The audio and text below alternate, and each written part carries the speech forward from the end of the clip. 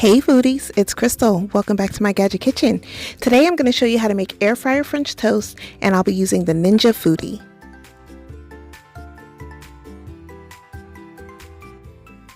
These are the ingredients that I'll be using. Measurements will be in the description box. First, we're going to start off by beating the eggs and adding in some half and half. Next, I added in some sugar, some cinnamon, and a little bit of nutmeg.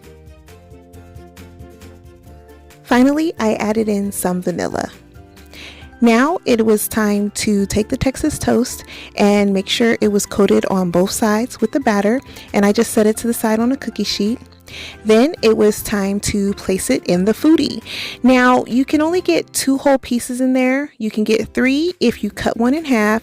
So if you've got a hungry family waiting, then this may not be the best option to make your French toast. But you're going to place the French toast inside of the air fryer basket and spray it with some coconut oil. Then you're going to close the air crisp lid on the Foodi, and you're going to hit air crisp, set it to 400 degrees, and cook for 8 to 10 minutes, and make sure you flip halfway through. This is what the French toast looks like when it's done.